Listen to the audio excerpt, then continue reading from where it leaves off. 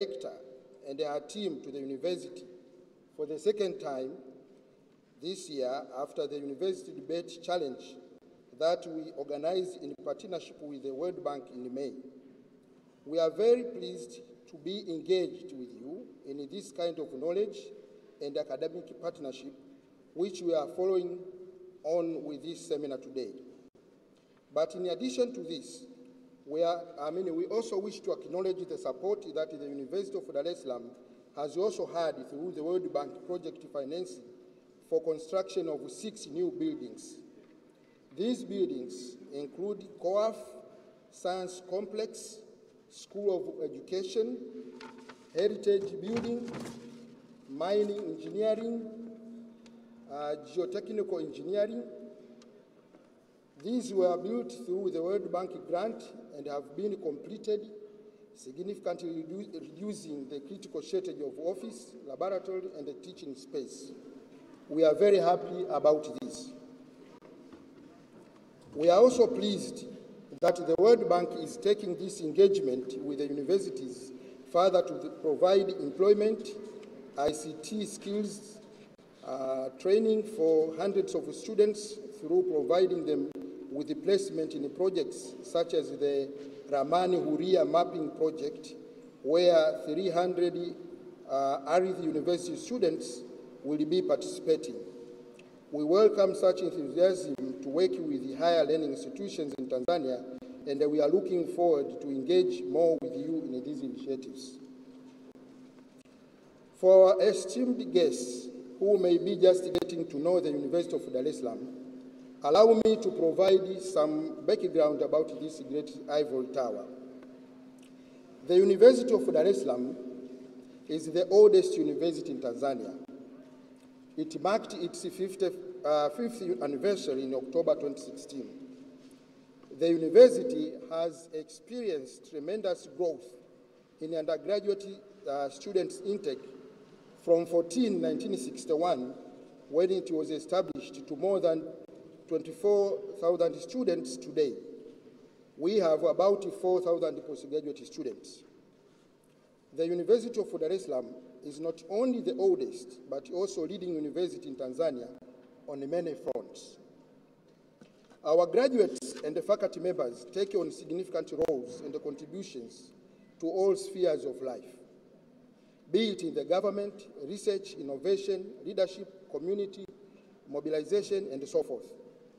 And this is not only in Tanzania, but also in different parts of the world. Several leaders in the region and other parts of the world are our alumni.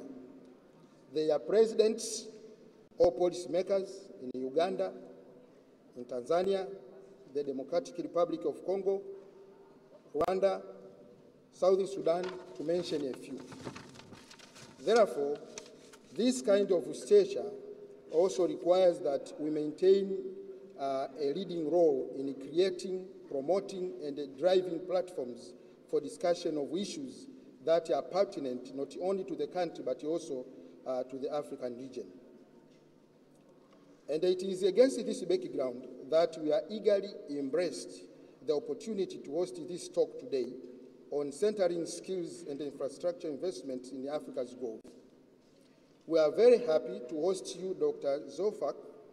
Karibu sana to the University of Dar es Salaam, and we are looking forward to a great discussion on these important topics. Sub-Saharan African lags behind other developing regions in infrastructure performance, as well as skills development, which I understand is the gist of Dr. Surfac's talk.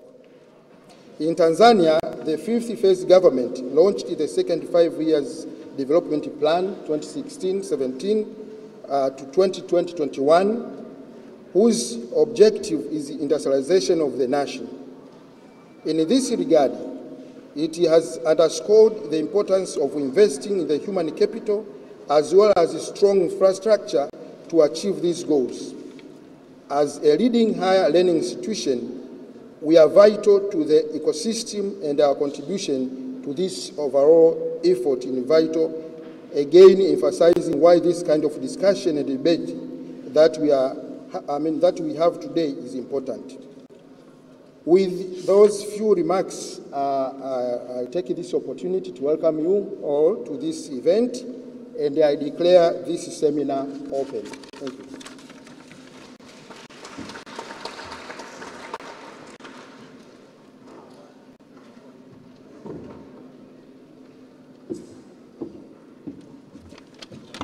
Thank you very much, Dr. Alex, for such a well-elaborative note.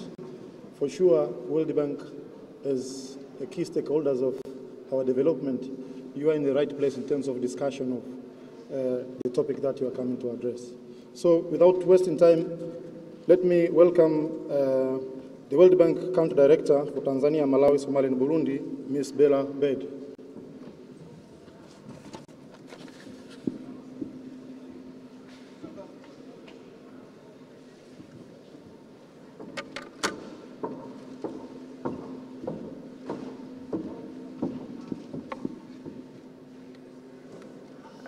Habari za mchana. It's wonderful to be here this afternoon, and I must apologize again that we were delayed in some important policy discussions with the government today, but thank you for your patience, and we're delighted to be here. So Professor Cuthbert Kimambo, Deputy Vice Chancellor, University of Dar es Salaam, Dr. Kisanga, Department of Economics, University of Dar es Salaam, and our moderator today, Professor Samuel Wangwe, consultant with RAPOA and ESRF, Professor Michael Ndanshu, Department of Economics, University of Dar es Salaam, faculty members, students and staff of the University of Dar es Salaam, distinguished guests, Ambassador of Japan, Your Excellency, it's great to see you too. I'm delighted to be here this afternoon in the University of Dar es Salaam again. As was said, this is my second time this year, and to welcome you to the seminar on Africa's growth, co-organized by the University of Dar es Salaam and the World Bank. We've had a growing partnership with the university. Today's event is part of a series of a wonderful partnership that we've been developing between the World Bank and the university. In May this year, we organized together with the university a student debate tournament on the topic of whether we should invest more in infrastructure or in education. We had a very exciting debate among a total of 4 teams, and it was an excellent occasion to appreciate and deepen with the students the importance of evidence-based policy decisions. And I won't tell you who was the winner, but I might do later on from that debate.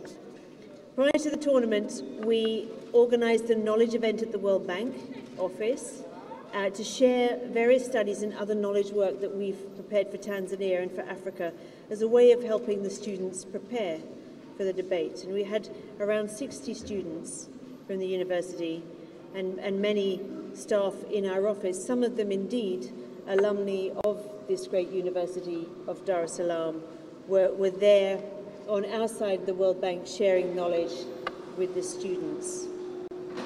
And they included colleagues working in education, transport, energy, and on poverty analytics. Is that better? Much better. So I hope I don't have to start from the beginning. No, okay, good. So yes, we had these wonderful exchanges between our staff across those sectors and the students. And, you know, we really appreciate that collaboration, and it's part of our outreach as the World Bank to share the expertise that we are privileged and in fact is part of our mandate as a knowledge bank as well as a financing bank, to share that with the future leaders of Tanzania. And we're all, as well as with faculty members of the university, and we are always willing and ready to do that. And I think today's event is another step in the knowledge sharing that we love to do. Now, let me say something just briefly on our economic update that was launched yesterday. You may have seen in the press that we launched our 10th edition of the Economic Update yesterday. We do usually 2 a year, and they include both the assessment of by the World Bank of the state of the economy and the future outlook in the near term. But also we focus on a topical issue. And the topical issue this year was water resource management. And I'll say a little bit about that in a moment. The topic of the economic update in April this year was on financial inclusion. It was called Money Within Reach. How do we address the double challenge in Tanzania of opening up the credit environment for business, as well as reaching all Tanzanians with access to mobile money? And Tanzania has made great progress in that regard, as we know. So let me just run through for your information and it's part of the reason why we invited our chief economist for Africa this week was to work with us on the launch of that report. And some of the key messages from that were that we're pleased to see that Tanzania's economy is still one of the best performing in Africa, and with growth rates of over 6%, between 6 and 7% for this year. That performance is likely to continue, but we did sound a bit of a warning about softening on the growth figures in recent months, and pointed towards a number of priorities which we would suggest need to be paid attention to, both in terms of macro stability, which generally has been very good in Tanzania over the last 10 years, and is foundational, as we know, for growth and poverty reduction.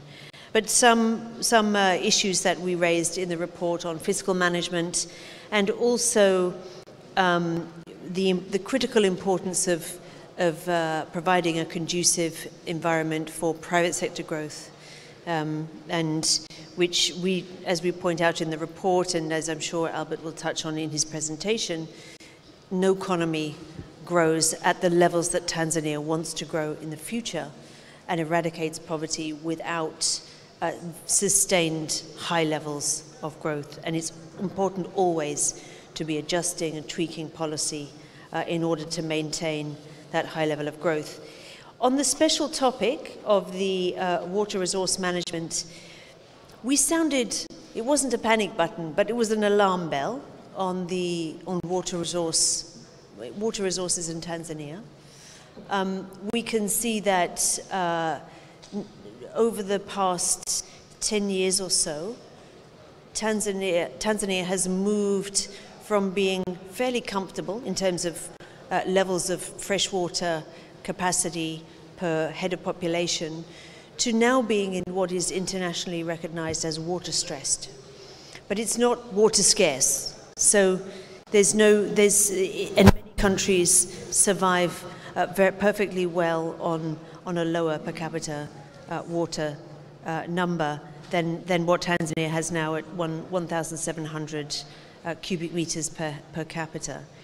But the point was that Tanzania is in a position to get ahead on water resource management, by addressing now some of the key challenges that are facing the country, understanding better the water resources that you have, building the institutions and coordinating between those institutions to manage the water basins effectively, valuing water, seeing water as an economic good, not just a social good, and being sure to price water correctly, not for the poor, protect the poor always, but make sure that industrialists and other high-end users are paying for that resource in order that it can be, investment can be made in sustaining the resource.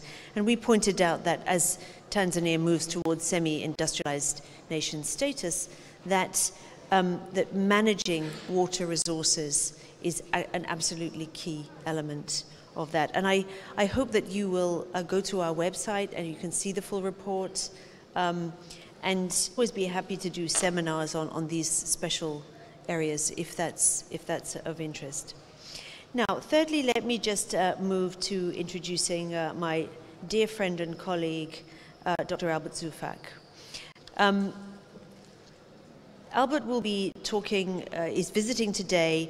He arrived on Sunday, visiting Tanzania. He arrived on Sunday. He joined the launch of our economic update yesterday, and he very usefully provided an overview of growth in Africa and benchmarking Tanzania within that. And that's where you see that Tanzania's growth performance really stands out quite well. But Albert also warns Tanzania not to be complacent, and he'll talk more about that you know, growth rates of between 6 and 7% are fine, but Tanzania could do better, should do better, and needs to sustain it. And growth doesn't happen because you want it to happen and you don't take actions to make it happen. It requires active and strategic and practical actions to manage the economy. Now, for today, Albert will go deeper into the topic of growth in the region. And his presentation will touch upon two important themes for sustaining and accelerating growth, both for Tanzania and for other countries in Africa. And they are infrastructure investment and skills. And it is such a coincidence that those two themes are in fact the subject of the students' debate that we hosted back in early this year, that we were working with the students to juxtaposition those two issues. Which one is more important, infrastructure and skills?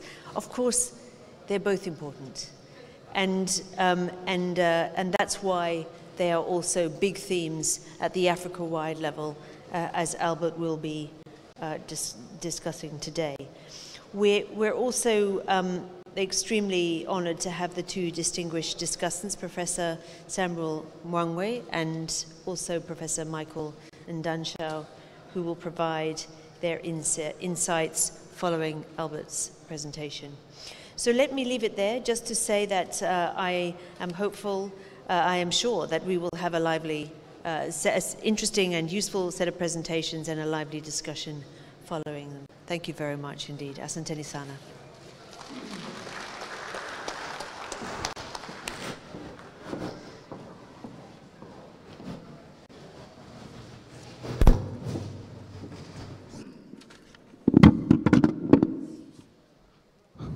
Thank you, Bella, for the nice note.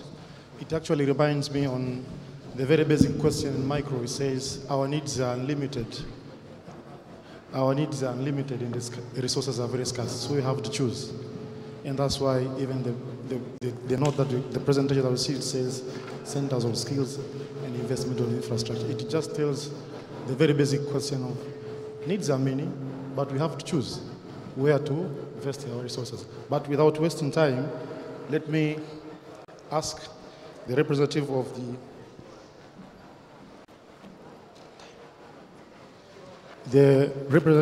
the Vice Chancellor, Dr. Alex, to leave the mic to him, to welcome the presenter, and to set the rule of the game. Karibu. Thank you once again. We are going to start our business. We have one key speaker and two discussants. The first speaker is going to spend 45 minutes, and our discussants will spend 15 minutes each. So our first speaker today is going to be Dr. Albert Surfac, and I would like to introduce him to you. He has a very long CV. Trying to summarize it in just a paragraph. Dr. Albert is a Cameroonian national. He is the World Bank's chief economist for Africa. Prior to his appointment in May 2016, he was practice manager in the macroeconomics and the fiscal management global practice, and a leader of the World Bank-wide community of practice for the management of natural resources rents. His main research interest is in the micro foundations of macroeconomics. Dr. Albert joined the World Bank in 1997 as a young professional and started his career as a research economist in the macroeconomics division of the research department. Since then, he has held several positions in Africa, East Asia and the Pacific, Europe and Central Asia. Between 2008 and 2012, on leave from the World Bank, he was the Director of Research and Investment Strategy, or Chief Economist, for a Malaysian sovereign wealth fund. Dr. Albert received his PhD in economics from the University of Clermont-Ferrand in France, where he taught before joining the World Bank. He holds a master's degree in economic analysis and policy from the University of Yaoundé, Cameroon, and has received executive education from the Harvard University and the Stanford University. Dr. Albert is a member of the Technical Advisory Committee of the Natural Resources Charter at the University of Oxford. He is also a member of the Advisory Board of the Natural Resources Governance Institute, a member of the United Nations Sustainable Development Network, and a member of the Board of African Economic Research Consortium. With that brief introduction, let me now welcome Dr. Albert to deliver his presentation. Welcome, sir.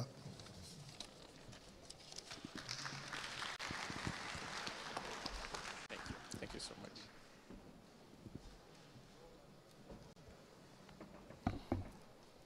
much. Asante sana, and very good afternoon to all of you. Good afternoon.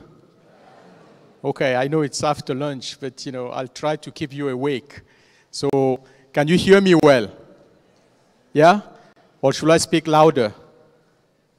Is it okay? Great. Yes, I'm Albert Surfac, and in some areas where I'm introduced with no picture, people expect to see a German, but I just want to reassure you I'm from Cameroon.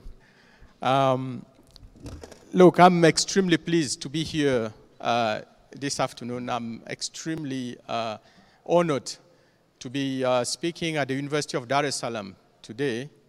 And this university is a mythical university for some of us on the continent, given the number of people who have graduated from here. So, although I've worked on Tanzania before, this is the first time I'm coming to this university. And the occasion is to discuss issues of Africa's growth and the role of investment and skills. But more importantly, I think it's important to center this discussion around Agenda 2063 of the African Union for Africa to industrialize. I think it's important to take a look at this and discuss growth performance of the continent. So what I'm going to do this afternoon is to share with you findings of the Africa Pulse, which is our biannual publication in the Chief Economist Office of the Africa region. The Africa Pulse, whose cover you see on the screen, was launched in early October. And in the Africa Pulse, we take a snapshot, and we do take the pulse of the African continent, the macroeconomic pulse, and try to understand the trends driving Africa's growth, and try to understand the regional subtleties behind the average growth that we discuss. So in the first part of this presentation, I'll share with you the findings of the Africa Pulse, and most importantly, what is happening to growth performance on the Sub-Saharan African subcontinent. In the second part of this discussion, I will talk a little bit more about Tanzania, about what it takes indeed to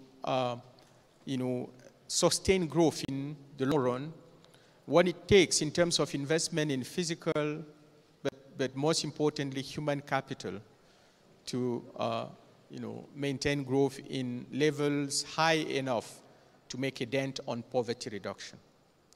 So I understand I don't have a clicker, so I will be asking colleagues, I'll just make a sign for them to change slides. So next slide, please. So, thanks. I'll start with the overall assessment of growth in Sub-Saharan Africa, mentioning that 2016 was the worst growth episode we have observed over the past 20 years.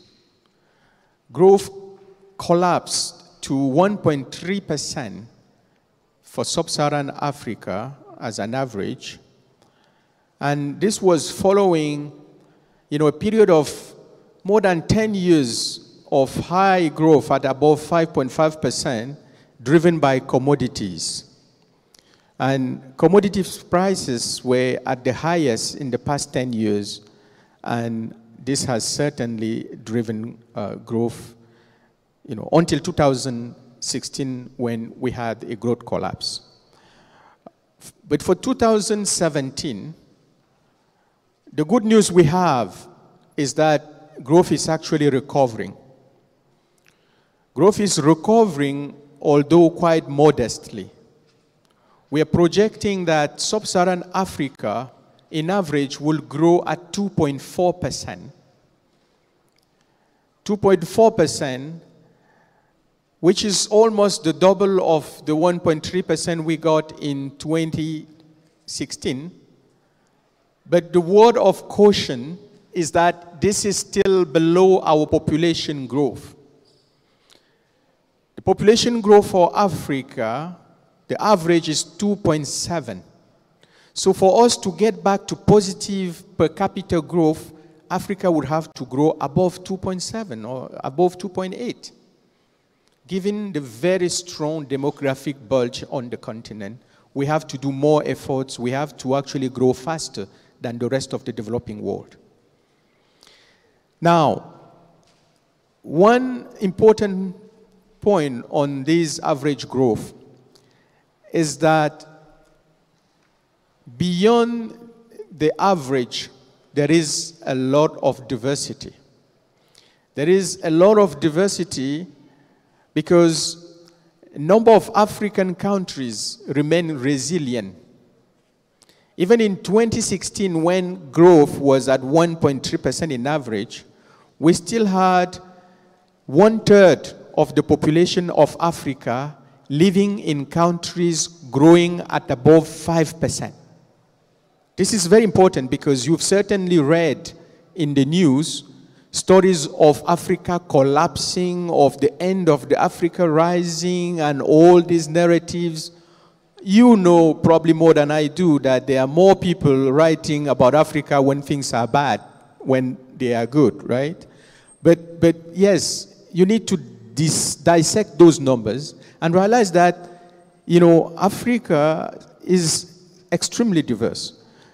And so it is for growth performance. Countries that are not natural resource dependent continue to grow very fast. Countries that are diversified definitely have done better than others. Countries, regionally, countries in the Western Africa Monetary Union have, in average, performed better than the rest of the continent. And this is driven by Senegal and Cote d'Ivoire growing above 6%. So what is important to notice, though, is that, if you exclude Nigeria and South Africa from growth projections, then the rest of Africa is still growing at around 4.5%. So Nigeria and South Africa are two of our largest economies. these two economies represent 50% of Africa's GDP. So you would understand that when these two economies, when they sneeze, the whole continent catches a cold. And the situation has been particularly bad for Nigeria and South Africa. Nigeria has been in 12 consecutive months of recession. They've just exited recession, and we are now projecting that they will grow at 1% in 2017. South Africa, equally, has been affected by low commodity prices, but most importantly, policy and political uncertainty limiting investment growth. So these two economies will grow at just at above 1% in 2017, and that's what is pulling our average down. If these two economies were to grow at 5%, we will be discussing a completely different story. And if you add Angola, which is 10% of Africa's GDP, these are the three economies that are actually really pulling us down, because although Angola hasn't been in a recession, they have been growing at a very, very low pace. So Angola is probably going to grow at less than 2% in 2017. So these are the three largest economies on the continent, and they are not pulling their weight. The rest of Africa is actually doing not very well, but doing well, because, the average, as you can see on that chart, the average growth for Africa, excluding just the two countries, for 2017, we projected would be around 5%. And moving forward, will be even higher. Now, as we move forward, next slide, please. As we move forward, we are projecting that Africa, Sub-Saharan Africa, will grow at 3.2% in 2018 and around 3.5% in 2019. Now, again, if you exclude Angola, Nigeria, and South Africa, then Africa could grow at around 5% in 2017, but close to 5.4% in 2018, close to the levels where we were before the commodity price collapse. So by 2019, we may be back to pre-crisis level. Crisis here being the beginning of the collapse of oil prices in 2009. So, in 2011, sorry. So, now, what is it that has, what is sustaining, next slide, please. What is sustaining our projections of growth? It's a couple of pieces of good news, but also some downside risk.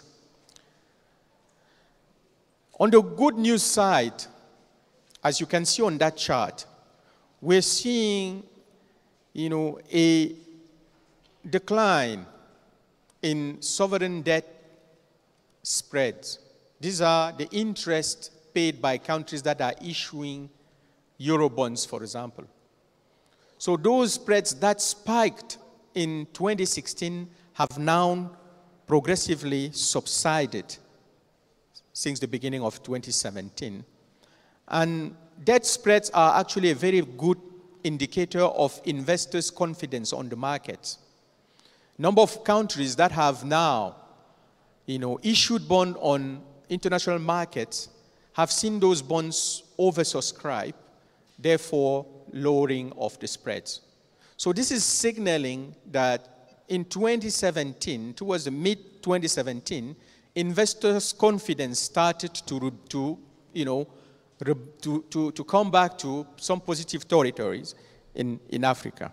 And this has also come with two important macro facts. Inflation pressures, so inflationary pressures that have been, crippling the year 2016, inflationary pressures have come down in average across Sub-Saharan Africa. There are probably only two countries now where we have, inflation rates above 25%. There are only probably 2 countries in Sub-Saharan Africa now. And the 2 are actually, oil-driven economies, Dutch disease economies, I would call them. So inflation rates have come down, but exchange rates have also stabilized. Exchange rate volatility has been reduced since the beginning of 2017, and that's a good news because you do feel that impact on investment and on consumption as well. So, these are 2 very good news that are allowing us to make a little bit more positive, to see positive prospects going forward. The second and next slide, in next slide you would see the charts illustrating the 2 points I just made, which is more stability in the exchange rates on the left panel and lower inflation in the right panel. Next slide. We've seen also a slight pickup in commodities prices since the end of 2016. As you can see on this chart, iron ore prices between December 2015 and August 2017, iron ore prices increased by more than 50%. So countries exporting iron ores have certainly gotten a boon since the end of December. Countries exporting copper saw an increase of more than 25%. Countries exporting oil saw a close to 20% increase in price. And gold as well saw an increase of 16% in its price since December 2015. And coffee as well. Now, the only commodity that has suffered a decline in its price is cocoa. And that has affected a country like Cote d'Ivoire and Ghana, whom you may know or may not. Cote d'Ivoire and Ghana make up 60% of the world production of cocoa. Yet, they're price takers, and they suffer for these fluctuations of international prices quite significantly. And this is something the governments of these 2 countries are really pondering as we speak. Now, for Tanzania,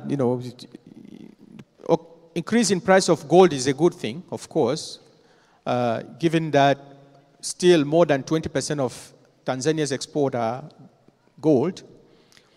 But Tanzania is a net exporter of oil. So an increase in oil price, while it is, a positive development for oil exporters in Central Africa and West Africa, is, rather problematic for Tanzania. Next slide. On the bad news side, there's one story, one important story, is debt. Debt is rising.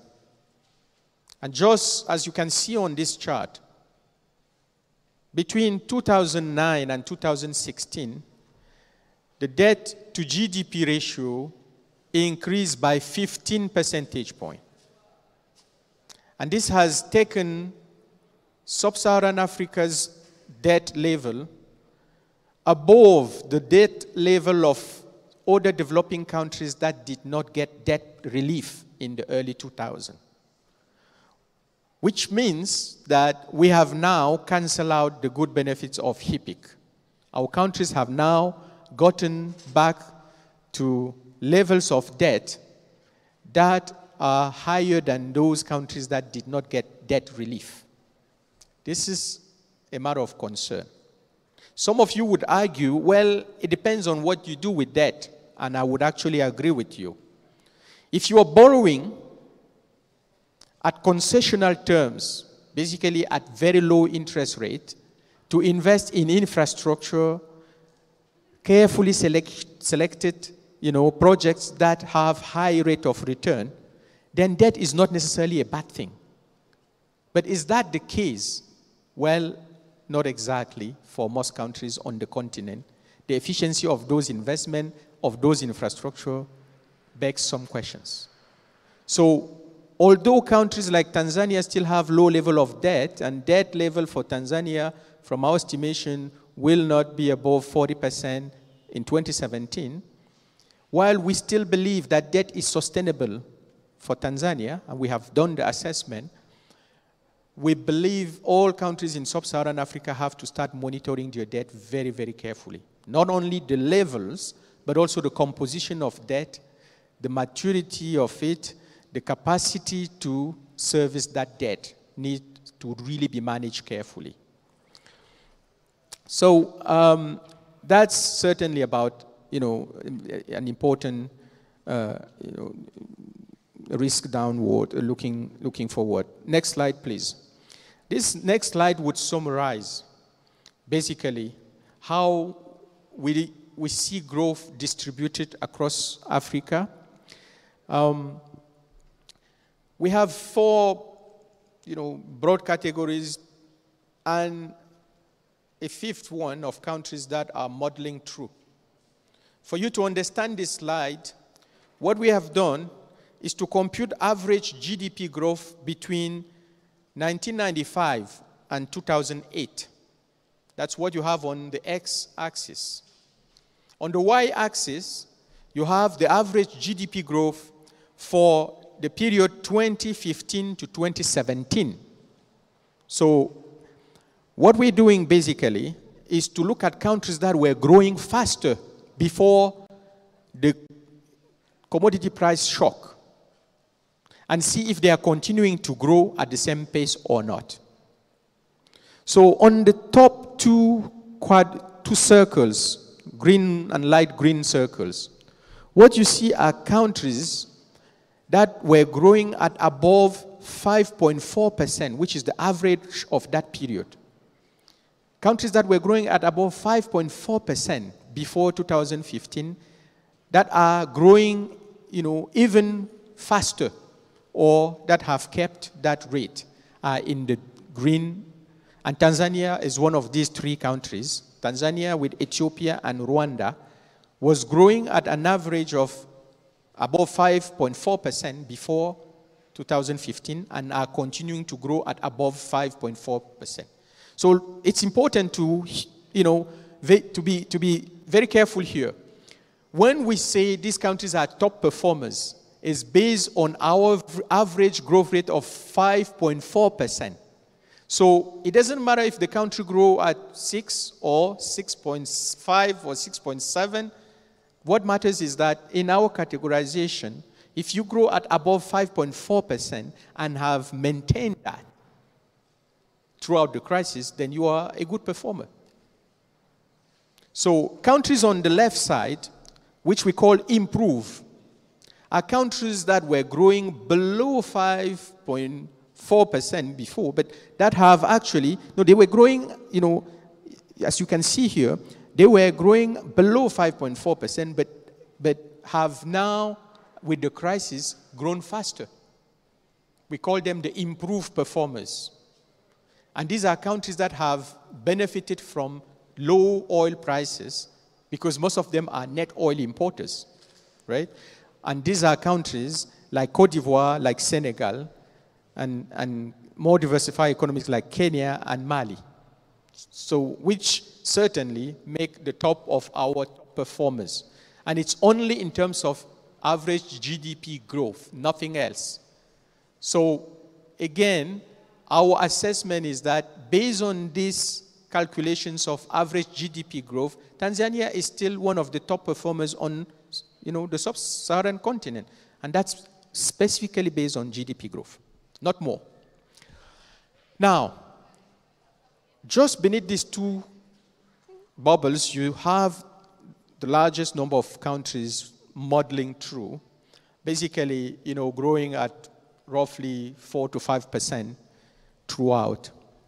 And what you would probably want to notice, though, is that we have a group of countries falling behind, including Burundi, Zimbabwe, Gabon, Republic of Congo, some of these high oil exporters that were really growing fast just because of oil prices, but that have collapsed since then.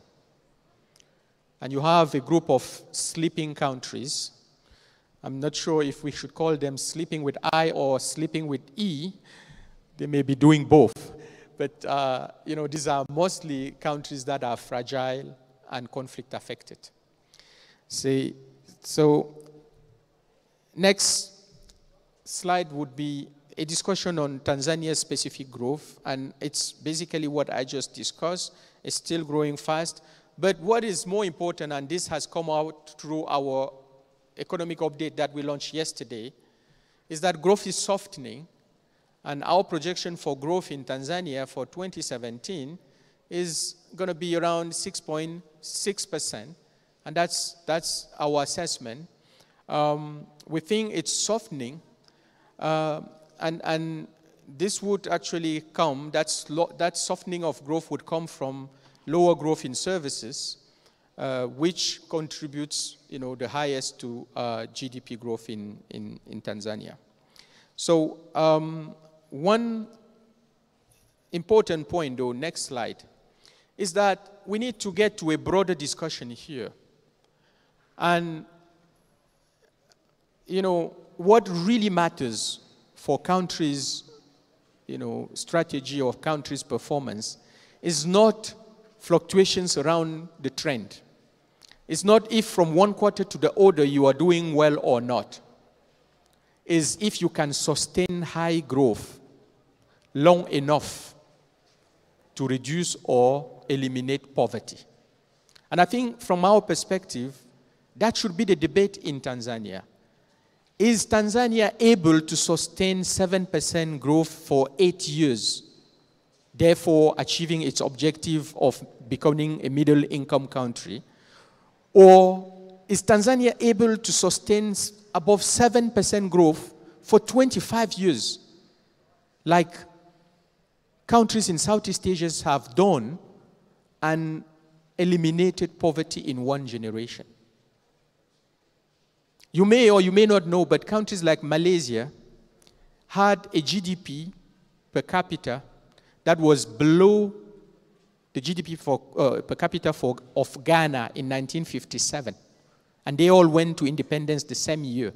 These were all British colonies. These are all ethnically diverse countries. Then what happened in the next 50 years is day and night. Malaysia became a higher, upper middle income country, has completely eradicated extreme poverty, and has kept an unemployment rate below 4% for 20 years. Compare that with Ghana. Why has that happened is because countries like Malaysia grew at above 7% in average for 25 consecutive years. Can we achieve that in Africa? That should be our discussion. Is that possible? Yes, it is. By the way, Botswana did. Not that far from us here, right? So that, from our perspective, is the important debate, the important discussion our countries should be having. We should not be discussing or arguing about how low growth should be, but how high it should be for 43% of the Tanzanian to exit poverty. If we agree that that's the debate, and then we should focus on how to make it happen, then we have learned lessons of the 13 economies in the world that have actually achieved what I just said. And this was documented in the Growth Dialogue report led by Mike Spence, the Economics Nobel Laureate of 2001. And that report has tracked down all those 13 countries and understood why they achieved that kind of performance. And for Tanzania, those lessons can be boiled down into the 5 points you have on this slide. 1, macro stability. You have to maintain macro stability. None of the 13 countries had an episode of exchange rate crisis or hyperinflation, all these countries actually maintain stable macroeconomic frameworks. Tanzania has been doing well on the macro management for the past 4 or 5 years. It is important to maintain macro stability. And this is extremely important because once you get into macro instability, there is a hysteresis effect, which is it takes definitely more time for you to come back to the previous level than it took you to go down. So it is important to maintain macro stability. The second important point is to strengthen institutions. Countries that sustain high growth rates for that long had good and strong institutions. These are public sector institutions, but also institutions that allow a good collaboration between the public and the private sector and to allow the private sector to create the jobs that the economy needed. The third important lesson is that all these countries that were successful had good infrastructure or invested in infrastructure. And they invested efficiently in infrastructure. So it's not just about how much money is budgeted for infrastructure, is how well do you select even the projects? How do you procure them? How do you monitor the implementation? And are you actually executing them and executing them properly? So investing efficiently in infrastructure has been a lesson from those successful countries. And why is that so important? And it would lead us to the discussion on investment and infrastructure, physical capital later in the presentation, is because you cannot diversify your economy if you don't have the right infrastructure. And when we say infrastructure, it's the physical capital that we will be discussing later, but it's also about the regulatory framework. It's having the right regulatory framework for infrastructure provision. And lessons from those economies is that the government cannot provide for all infrastructure. And in fact, it should select and opt to only invest in those areas where the private sector cannot. And then attract the private sector to come and do the rest. But the regulatory framework is essential. Fourth important point is active private sector promotion. I remember when I was working as World Bank economist for Malaysia, ministers had in the government of Malaysia what they call the KPI, the Key Performance Indicators. And the KPI for the Minister of Industry in Malaysia was how much in foreign direct investment they brought to the country in that year. So the minister's role was to go around the world and do everything to bring in companies to settle in Malaysia and create jobs for the Malaysian. That was his role, and if he didn't perform, he would be fired. That's the kind of spirit these countries had. And they created the right environment for domestic private sector to thrive as well. That was the spirit. Active private sector participation in the economy. And the last but not least, those countries tackled corruption. And those countries kept policy predictable.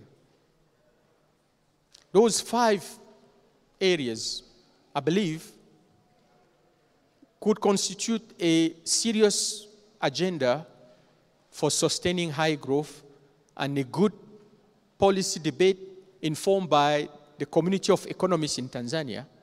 And I'm sure it would yield a better outcome for the country than discussion around percentage points of GDP. Next slide and second part, let me now move to, why it is so important to invest in infrastructure and, again, why private sector is so critical. From empirical evidence, it's absolutely clear that private investment is more efficient than public investment. But it's also clear that public and private investment are complementary. I've done these estimations, those econometric estimations, when I was still smart. And it is clear that, public and private investment are complementary if you want to achieve higher growth. They not substitute. The empirical evidence is absolutely clear. So it is important for private sector to really grow and grow fast, because then it would pull average growth, higher.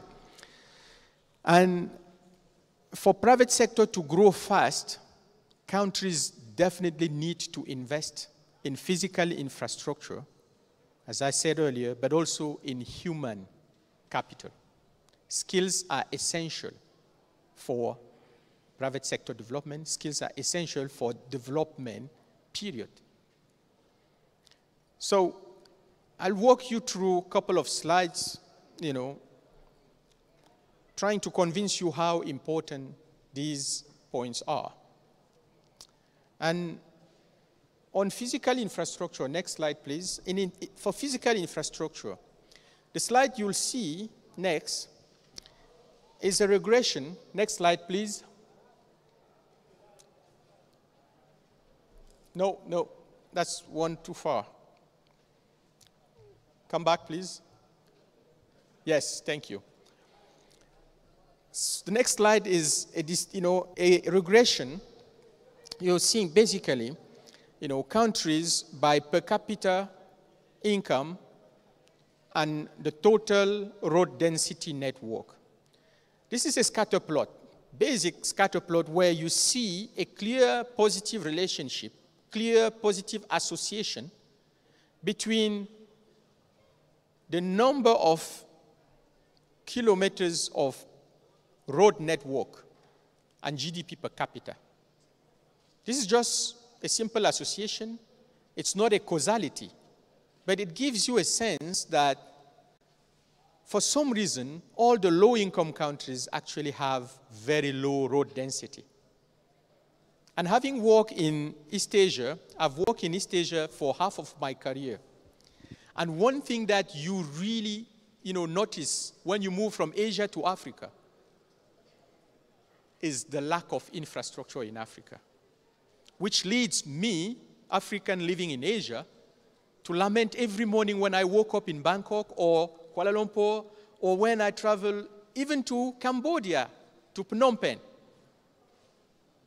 where you would see infrastructure in better quality than most of our middle-income countries in Africa. We have a problem, and we have to address it. And if we don't, it's impossible to expect the private sector or any firm, even if it's a public, even if it's a state-owned firm, to function profitably if you cannot have reliable power, if you cannot ship your inputs in or out, if you cannot export at lower costs. And the Doing Business report from the World Bank documents all these constraints that we see in all our countries. It is important to invest and to solve those infrastructure constraints if we are to grow, if the private sector is to grow. Next slide. This map is basically a way to give you a global picture of physical capital. This map is taking capital stock. Economists in the room know exactly what capital stock is, right? You take capital stock and you divide by the population for each country. It gives you capital stock per capita. This is the picture. In red are countries that have the lowest capital stock per capita. Can you tell me where are those countries? Can you tell me where are the countries that have the lowest per capita capital stock? Look at the map. Look at that map. Where? Where? I want an answer from. Sorry? It's Africa, right? Most of the African continent is red. That means less than $2,500 in per capita capital stock. To me, this is a very, very simple but powerful way to picture what has happened and why we now estimate that the infrastructure gap for Africa is so wide that it will take $48 billion per year to close it as we move forward. Next slide. When you break that capital stock in public and private, you have another very, very interesting picture, which is that public investment is actually low in Africa. Countries on the left side, that's public investment, and countries in green are those where public investment is more than 10% of GDP. Count the number of countries in Africa, not even 5. Right? So this is the average between 2011 and 2015. That means our governments are not even investing in the basic necessities, basic infrastructure that is complementary to private investment. So on the right panel, you have private investment, and countries in green are those where private investment is above the average between 2011 and 2015 is above 20% of GDP. Interestingly, Tanzania is one of those, but when you look at those private sector numbers, they are driven by only one sector. Guess which one? Extractives. So countries that are actually attracting private investment in Africa are only attracting private investment in extractives. And extractives are sectors that are capital intensive and do not create enough jobs. Nowhere in the world do mining or oil and gas create jobs for the population. Nowhere. Hence, the low elasticity of growth to poverty in countries like Tanzania. And you hear people, and I read that in the Tanzanian press, oh yeah, you say the country is growing, but we're not feeling it. Yes, of course, growth that is driven by commodities doesn't lead to faster poverty reduction. The type of growth that led to poverty eradication in Southeast Asian countries was a growth that was driven by labor-intensive sectors. Because the key to poverty reduction is actually a productive job. And that's why we at the World Bank emphasize so much the need for private sector to flourish, because nowhere in the world does the government create enough jobs for nobody. The private sector does. So it is important. It is so important to make sure that we create the right environment for investment, private investment, to flourish in non-extractive sectors as well. Next slide. The next slide is, touching on, those specific indicators for Tanzania. And for those specific indicators for Tanzania, you'll see that electricity production for Tanzania is lower than most of the countries that we have used to benchmark. And, these numbers certainly predate the pipeline, the gas pipeline that has now led to a production of electricity, that is certainly higher. But by all standards, it's still low. And access to electricity remain low. So it is important to boost those, and road density as well is low. Next. this slide is basically reminding us that despite all those challenges, the government of Tanzania is actually investing in some key infrastructure. The rapid transit system that was completed is actually one good example of public investment that can reduce congestion, therefore reduce transaction costs for firms and increase investment. But has this, is the impact of this already being felt in our numbers? I don't believe so, right? Because this definitely would take a lag for us to start really seeing, the impact. And as many of those, other policy measures, you don't always see the impact right away, but these are the investment in the right direction. Next. I'll close in the next 5 minutes, but let me just show here that, it is the type of measures that are critical to unlock, domestic and foreign investment are very, very much along the lines of the 5 criteria that I mentioned earlier. It's about creating the right fiscal space,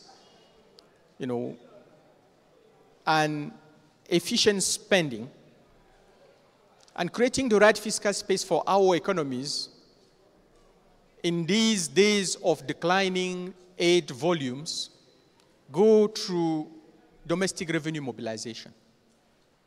And Tanzania, until recently, was one of the countries where the rate of taxation was the lowest across Africa. Less than 12% of government, revenue. So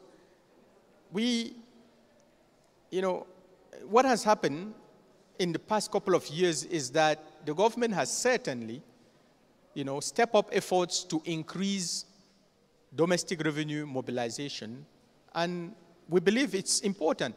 It's absolutely in the right direction because countries like Tanzania and many others in Africa would need resources to fund their infrastructure.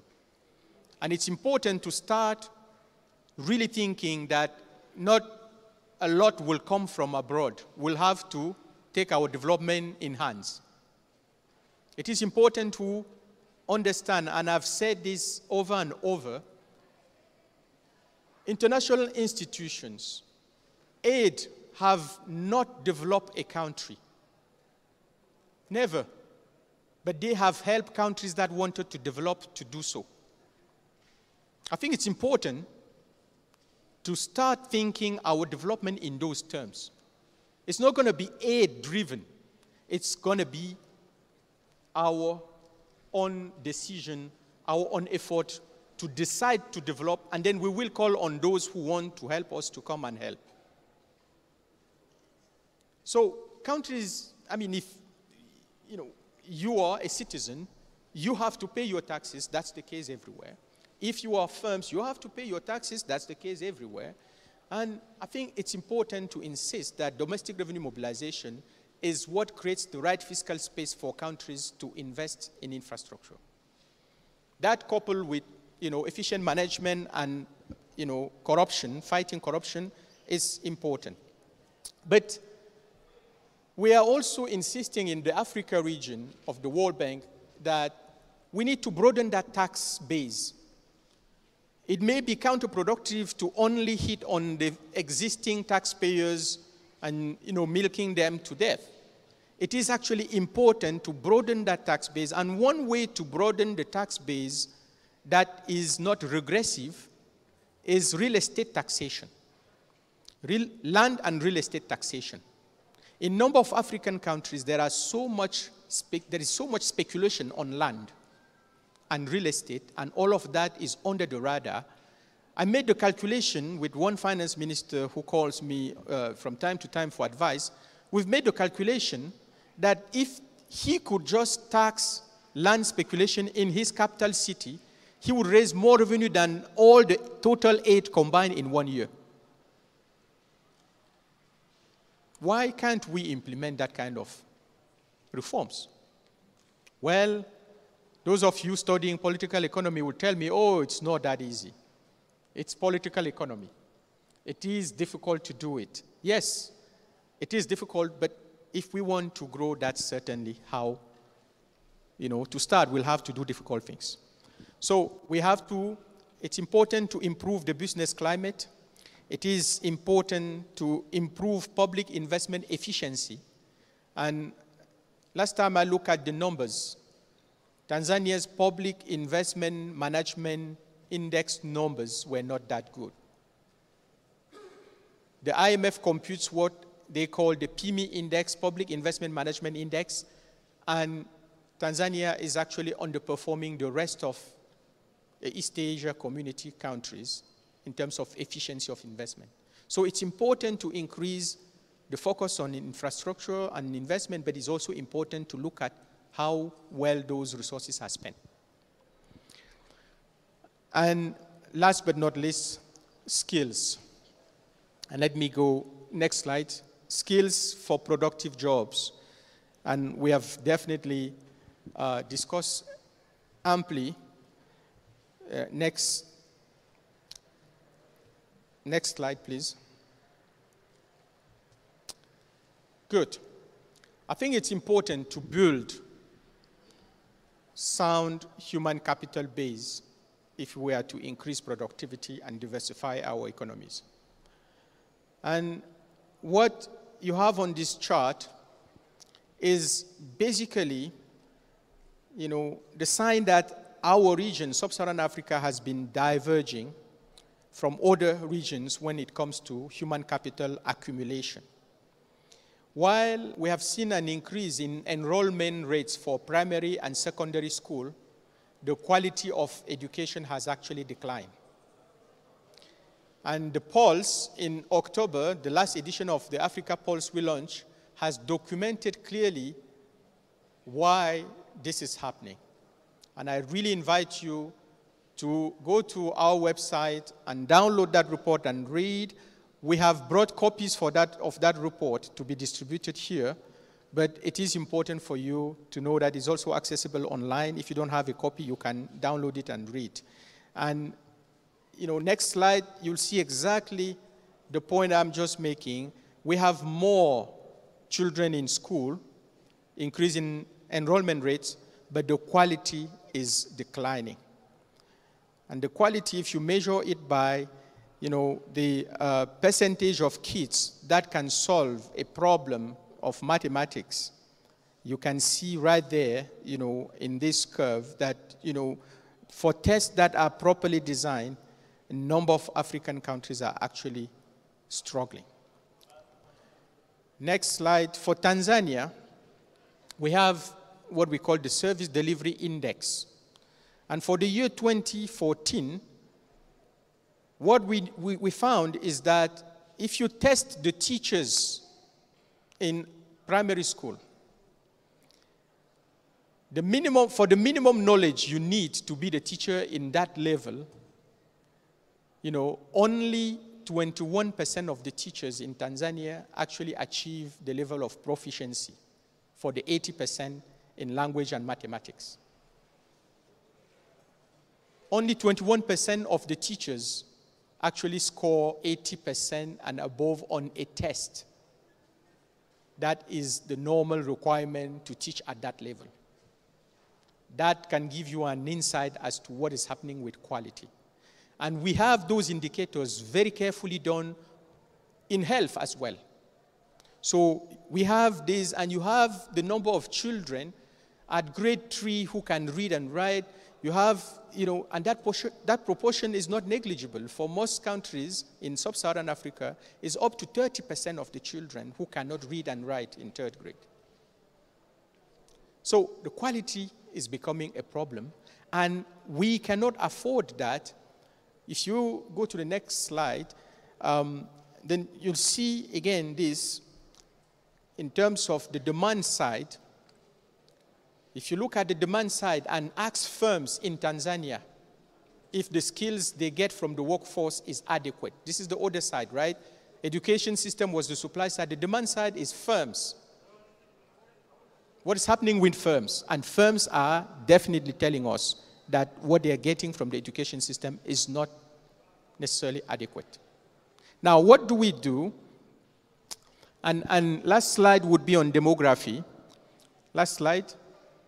Those problems are compounded by, the demographic bulge. And the demographic bulge can be a bone or a bomb, right? The demographic bulge can be a bone if it's equipped with the right skills, skills for productive jobs, but also skills to create their own jobs. And it poses the problem of skills, not in terms of education only, but also in terms of training within firms. What kind of skills do firms need? It's something the education system will never be able to fathom. We've seen this in all countries around the world. The solution takes place in countries like Germany, where the private sector and the education system come together to discuss what are the skills that would be useful for the firms. And they work together in skills provision centers. They work together in apprenticeship program.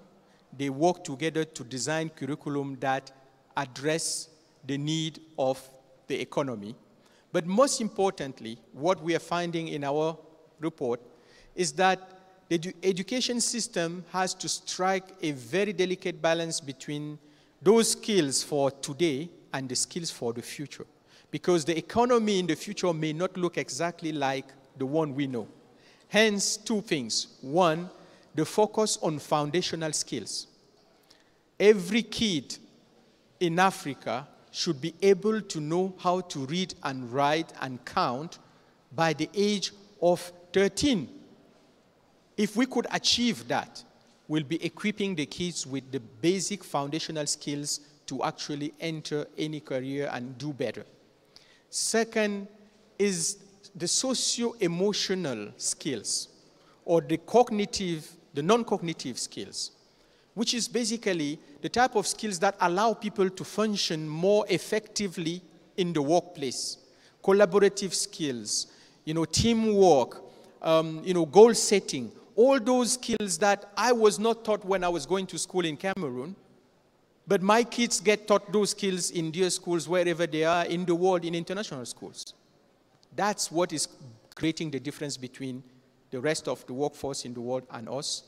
And I think it is important to emphasize, in closing, that as we project growth in Africa, we are hopeful. We're seeing a rebound from 2016. We're seeing a continent that is recovering. Although the recovery is timid, but the continent is recovering, and we are, seeing that strengthening of growth to reach 2019 with a positive per capita growth.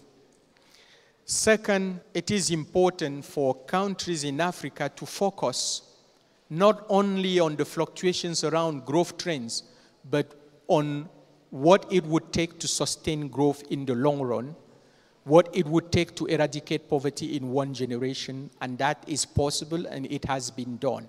Lessons from those experiences should guide us in our policy discussion. 3, it is fundamental to understand that no country has ever sustained growth without the private sector being in the driver's seat, without the private sector creating the jobs that the population needs. On this, I'd like to thank you for your attention.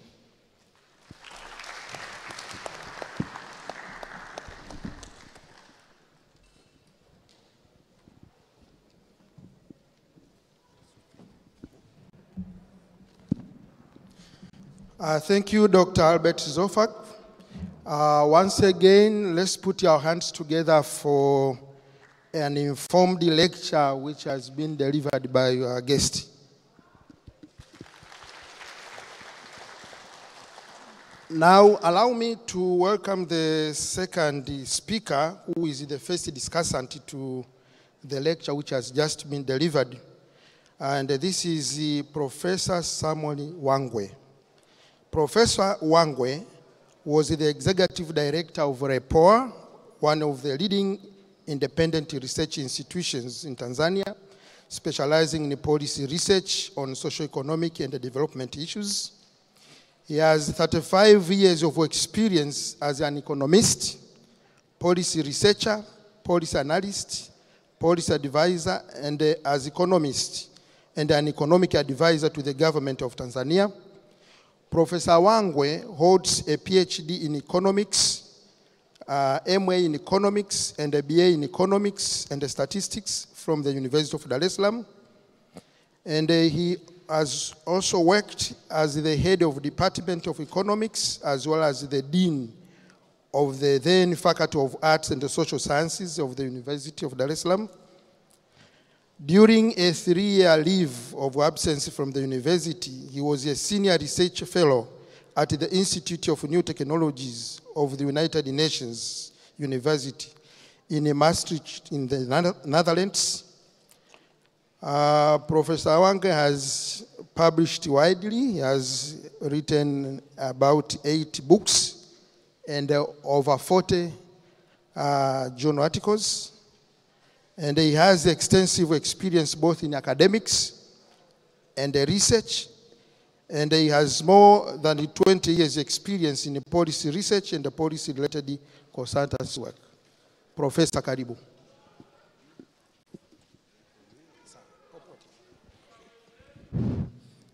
Thank you very much. Let me speak from here, because there should be a difference between a main presenter, the speaker, and the discussant. Thank you very much, Dr. Albert.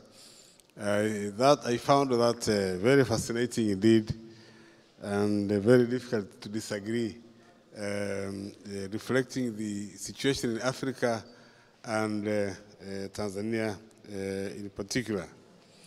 Let me start with where you began, growth performance in Africa, having softened in the 2016 and showing signs of recovery 2017 and 18.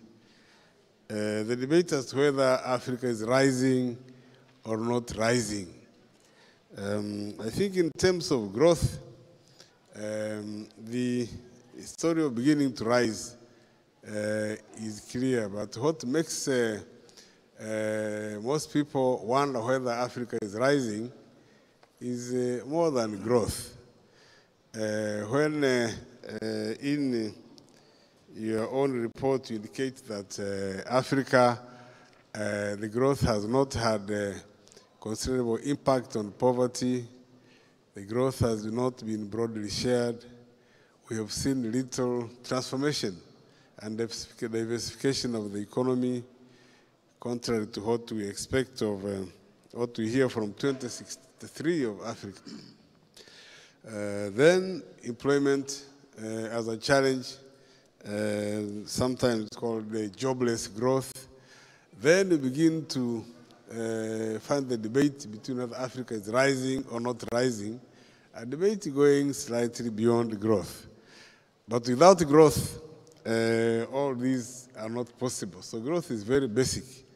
But the story is when you go beyond growth and the question about the type of growth, the implication on the transformation of the economy, then we begin to see why some people doubt whether Africa is rising or not. But the challenges and the issues you raise at the end, I think address what Africa needs to do if one has to translate growth into transformation of the economy, into sustained growth. I think these are the issues which one should address, the one we address at the end.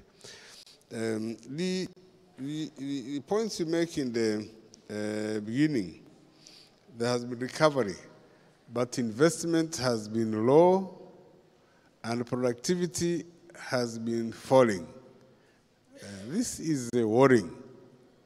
When you have that combination of investment being low and productivity falling, then you are in trouble. Because it's very difficult to have an economy where incomes will be rising if productivity is falling. It's very difficult to sustain growth if investment is low. I think that sets the stage for the points you make towards the end. You make an important point about inflation being at a level where, being driven largely by food prices. For an agricultural economy in Africa, that continues to be a correct story. My colleague here, Professor Delphine Rwekaza, you remember the paper you presented in 1973 in that council chamber. You argued that food inflation, food prices are a key driver to inflation, and something must be done to raise productivity of agriculture, productivity of food crops if we have to control inflation over the long term. I'm glad to hear that 44 years later, the story is still correct. Thank you very much for that paper. Now, the two areas where I think the report emphasizes skill building and infrastructure. I think that's where we really have to put emphasis on.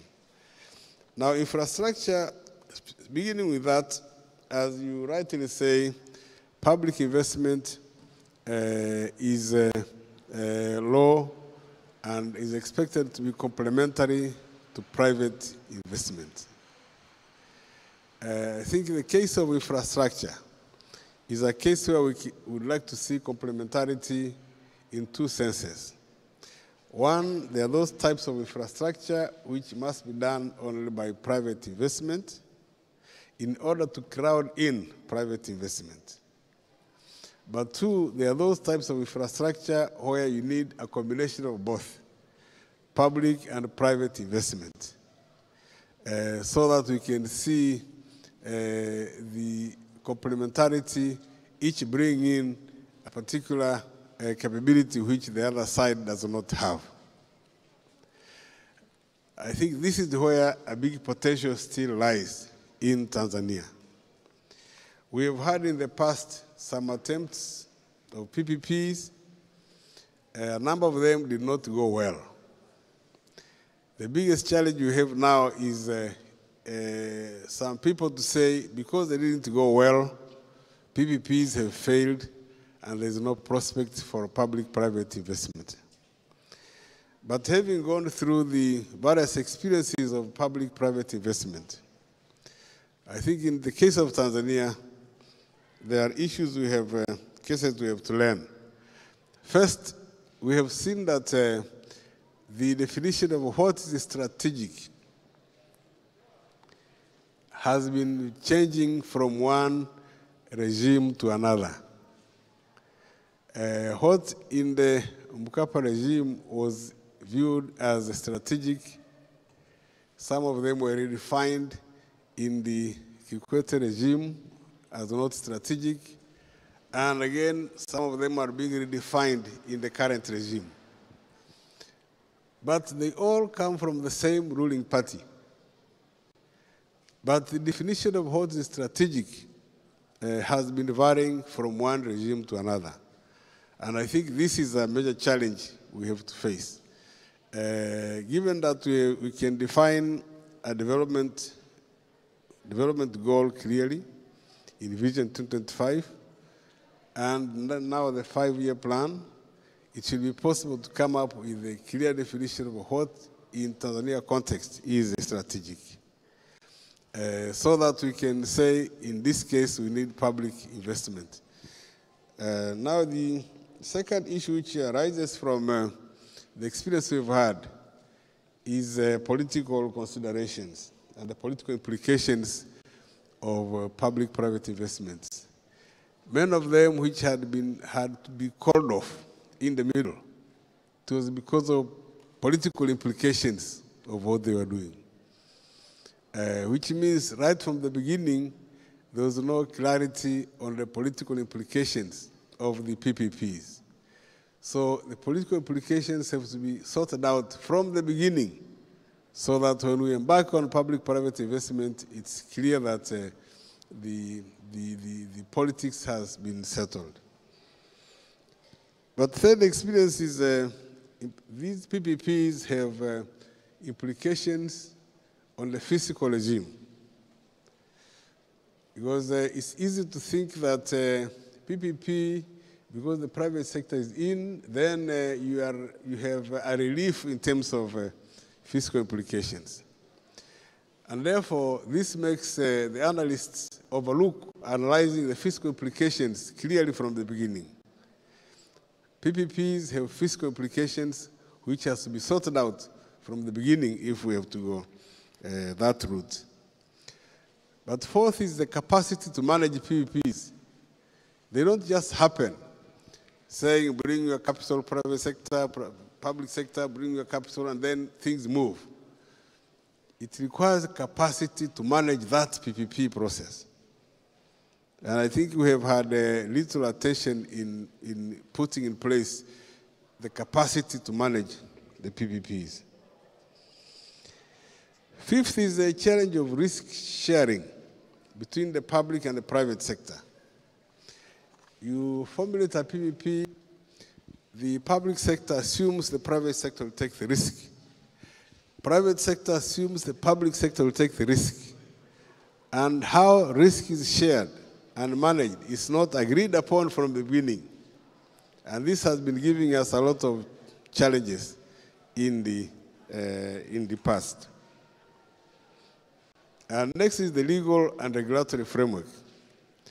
You rightly point out, if we don't get that right, and what has been bringing problems is not defining clearly the legal framework. Who is to manage that PPP? Because we cannot have the same player, again, managing the PPP in which is a player. So having an independent player to manage, to have a legal framework which actually allows management of the PPP is a challenge. But finally, there has been very little in terms of monitoring performance of the PPPs. Because of that absence, you'd hear all of a sudden say, this PPP is not working, we stop it. But it's not a systematically analyzed monitoring process where both parties transparently examine how the performance is taking place. So there is a big potential for PPPs, especially in infrastructure. But what I'm saying is the experience we've had in the last 20 years with the PPPs has important lessons to draw. Otherwise, it will be a very simple story of saying many of them have not worked, do away with them. I think it's important to say, what do we learn from the PPP's experiences we've had so far, like IPTL, ATCL, TTCL, water, city water, and so many other experiences. We have had experiences, many of them not successful, but they tell us a story about what not to repeat in order to manage the PPPs to make them work. Because I really believe they have a big potential in ensuring infrastructure is in place. On the second area of skill building, I think we have a real dilemma. We do not have adequate numbers to cope with even the current demands and the future demands. Yet, there is sensitivity about unemployment, even of engineers and technical staff.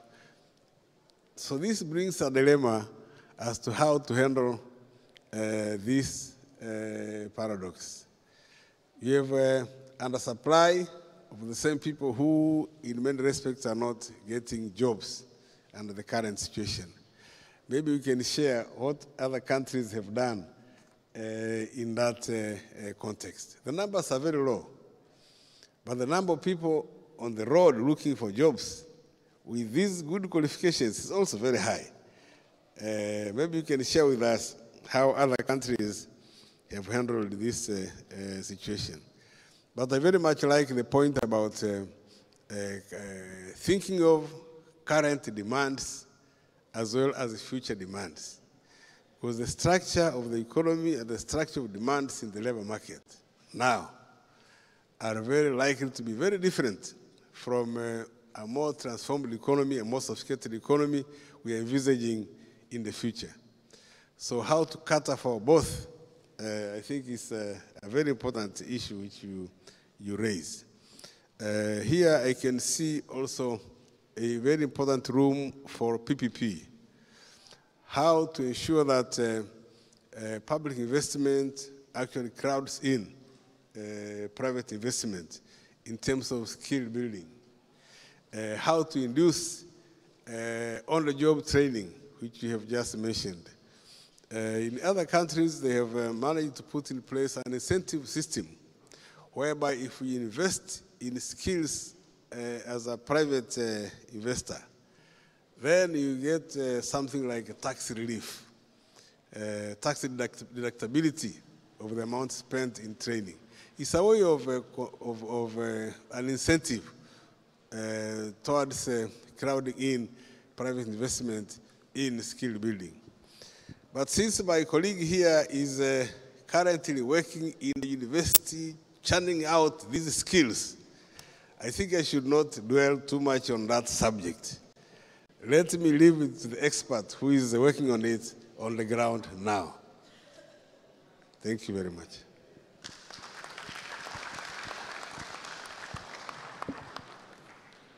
Thank you.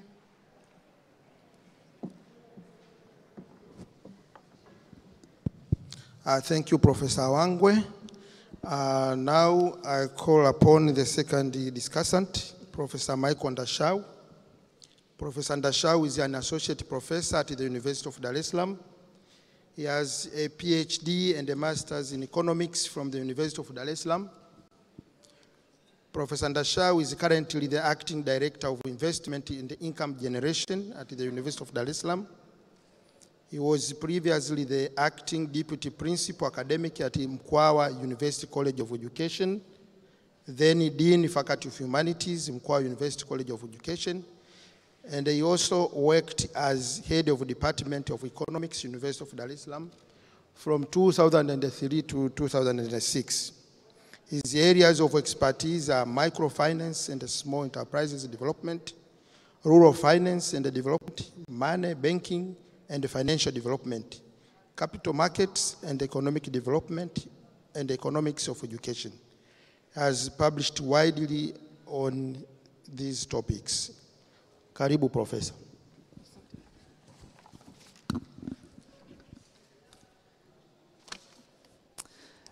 Dr. Albert G. Surfac, World Bank Grace Rep, Ms. Bella Bird, distinguished guests, ladies and gentlemen, protocol observed. I'm so much humbled for being given this opportunity to serve as a discussant here this afternoon on a very important paper presented by Dr. Surfac.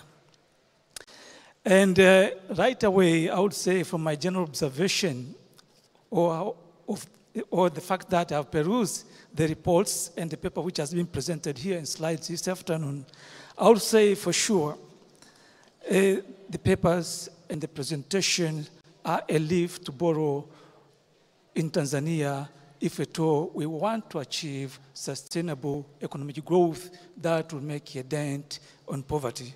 in this particular country.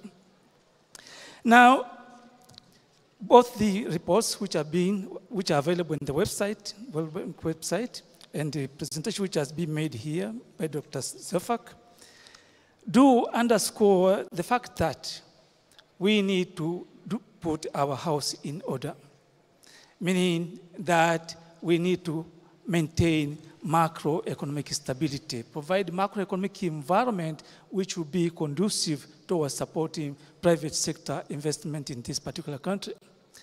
It is in Tanzania where since 1986 we have been underscoring that the private sector, we need private sector which can invest, create employment and so on, so as to contribute towards economic growth. So that particular message is coming very clearly in the paper which has been presented this afternoon, and even the two reports, past reports, which are available in the website. Secondly, it is underscored in the reports and also the papers that we need to have sustained economic growth. Not just attainment of sustained growth, but sustained rate of economic growth.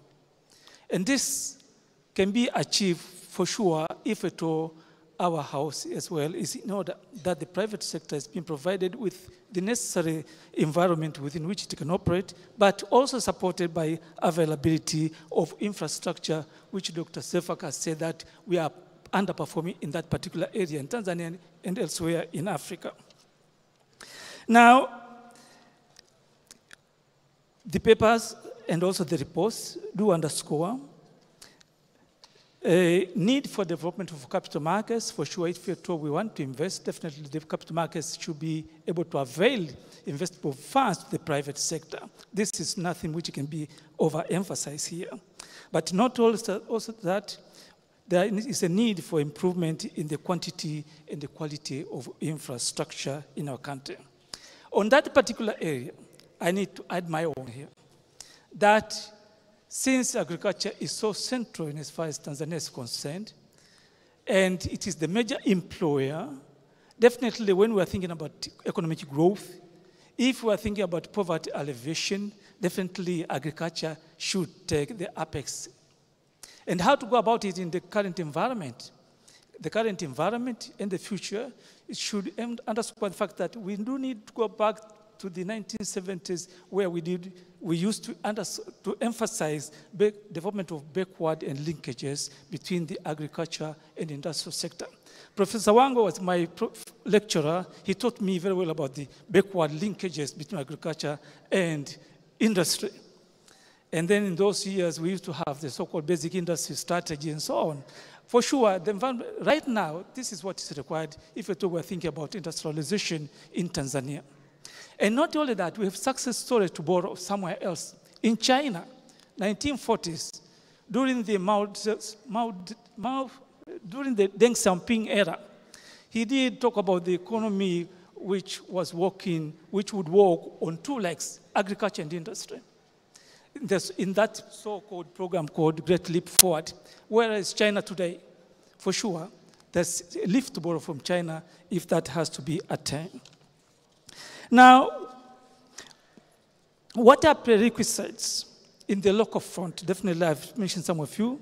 Is enhancement of efficiency in the delivery of utilities as well, enhanced mobilization of tax and non-tax revenues, simply because the public sector need to raise funds if at all it need to support development activities in the country. Globally, the report and even the paper presented here in the afternoon is warning us a little bit about need for improvement in the commodity markets in the world globally, need for global growth, and need for very favorable global financial conditions. All the three here are important simply because they are concerned with demand for our commodities out there. They are concerned with foreign exchange, which can be used to stabilize our exchange rate or domestic currency. They are concerned, or if at all those are attained, definitely we should be able to also to maintain price stability in the country. So globally, definitely, if we are lucky, if at all the commodity prices do improve, there's global growth, there are favorable financial conditions which will allow us to borrow, definitely we can be able to achieve higher and higher rates of economic growth. The lead sector, as I've said, coming in the report, and I also underscore here, definitely is the private sector, which we have designated as the engine of economic growth. But there's also public sector, supportive, which we need to supply the legal and institutional framework within which the private sector can operate and make some profit, from which we can earn profit, tax. But also, the third option is that of private and public sector partnership, which Professor Wangwe has talked a bit on it here this afternoon. Now, from economics that we're being taught, if we need to attain higher and even sustain rate of economic growth, we need capital. We do need labor. We need to have technical know-how. Now, in as far as capital is concerned, probably this is much more of a private sector issue. But in as far as labor is concerned, probably this is much more of a private sector and public sector issue. And the technical know-how, for sure, it does concern labor, but also the extent of the openness of our economy, which can allow importation of foreign technologies. Now, it is those two, particularly labor and this technical know-how, which brings me to underscore the importance of having supply of adequate and skilled labor. I do consider, and I did establish from the reports, that this is a missing aspect which has been emphasized in the reports. We need to re-emphasize skills development with vigor, and we have to recognize that skills are critical and important in that particular context for the increase of productivity, not only in the private sector, but also the public sector. We need to, once we have achieved that, definitely we'll be able to contribute towards attainment of economic growth. And in that particular context, Dr. Surfac has mentioned here how the German model did work very successfully. Now, what can we do in the context of Tanzania? I'm saying the following by realizing first and foremost that there is more than ever before an enormous number of children in schools. There is a large number of youth population joining the labor force in Tanzania. It is estimated to range between 600 and 700 per annum. What can be done? I'm of the view that we need to have training programs that are integrated better in our educational system, right from the primary and up to the tertiary level of education. Secondly, I am of the opinion that action now is better than later in the provision of basic and quality education. We, as Tanzania, we do remember very well about elimu ya msingi, basic education in Tanzania in those years, an idea or the vision which was had by the late Mwalimu Julius Nyerere. We need to rethink a little bit backward and bring the beautifuls of that particular period for use right now in order to make a way forward. In my view, basic and quality education could be offered from the primary up to the secondary school level of education. That will be a basis of self-reliance for the graduates, if they end up at the primary school level, or they will become employed in the informal sector, or be employed by a small proportion probably in the formal sector.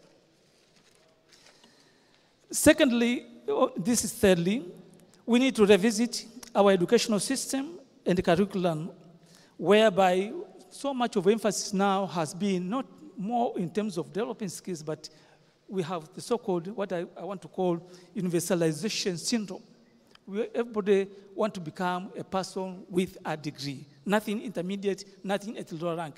This particular syndrome, I think, has to be a little bit thought about it, simply because it has led to a concentration at the top of many degree holders with no touch on the ground through the middle and the lower rank type of potential employees. Fourthly, I'm of the view that we need to provide fiscal incentives to private sector to recruit and offer on-the-job training. In my view, the private sector should not await for an output which is fully polished for employment in the private sector so as to be able to make a profit. Rather, they should be part and parcel of that particular selling boat towards the development of skills. Fifthly, we need to have restrictions or more persuasion of private sector to only use local rather than imported skilled labor. There's some information that there is inflow, not so much, but there is a use in the private sector of unskilled labor from out there. Sixthly, revival of trade schools used to train technical level manpower. We used to have this in Tanzania a long time ago. And lastly, in the context of also of the JEMA model, there is a need for the private sector and public sector cooperation towards identifying the demands and attending to the constraint to the supply of skilled labor. Now, from the word go, participation of the government has some fiscal implication. And we are working on the situation whereby already we want to maintain our house in order. That we avoid deficit spending as used to be the case, and therefore the government should spend wisely, even though it has to chip towards development of skills in our country. Nonetheless, I'm of the view that we need some sort of an affirmative action.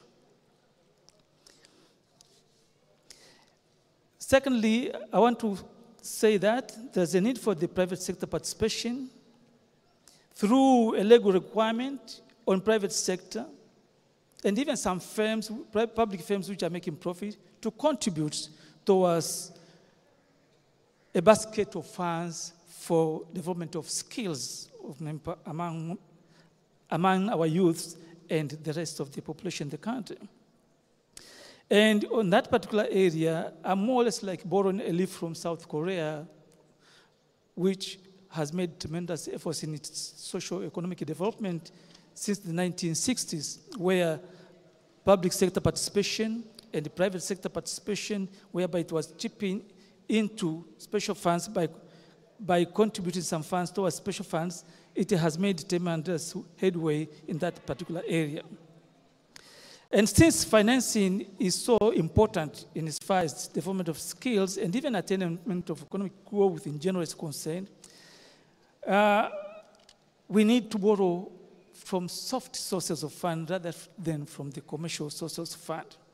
When I was thinking about this, it did remind me about the era of the late Robert McNamara, who lived between 1916 and 2009, and was the World Bank president between 1968 and 1981.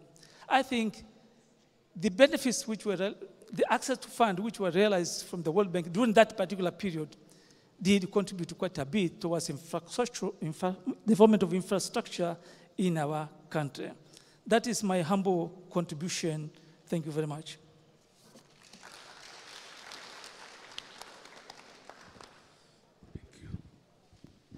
Thank you, Professor Ndanshau. Members, we have heard from the three speakers, and I'm not going to attempt to summarize their discussion. I will straight open for the members of the floor to ask their questions, and then we can hear from the speakers. We have a maximum of 25 minutes for this business. And so we will take 2 rounds, and if time allows, we can take the third one. Thank you.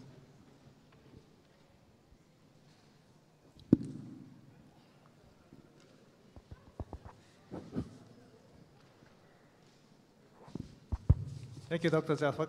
Thank you very much for your very informative and comprehensive presentation. My question about financial sector in this country. I understand, how do you evaluate and see the financial institution of this country? Especially, I ask that the commercial interest rate in this country is something like 16 to 18%. It was extraordinarily high. I'm wondering if this high commercial interest is a common phenomenon among African countries, or is there any way to improve the situation by doing something? Thank you so much.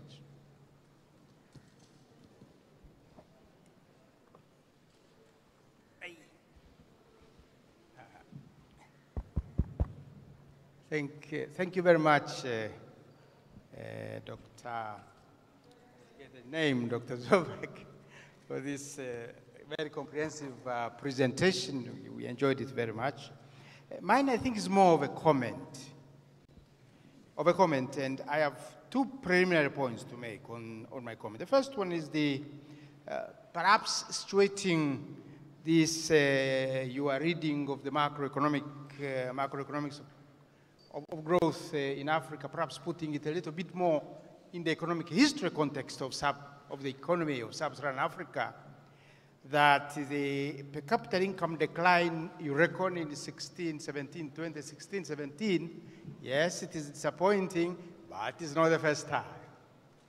Many years, in the late 60s, the late 70s, Sub-Saharan Africa indeed sustained declining per capita income for many years, which some years later led even to a United Nations General Assembly discussion of Sub-Saharan Africa, an unprecedented move at the time, because the UN is not in the business of discussing particular economies. But there was General Assembly partly trying to reckon with that situation. So in the primary context, I think it's good perhaps to look at a broader context of these things. That's the first point, preliminary.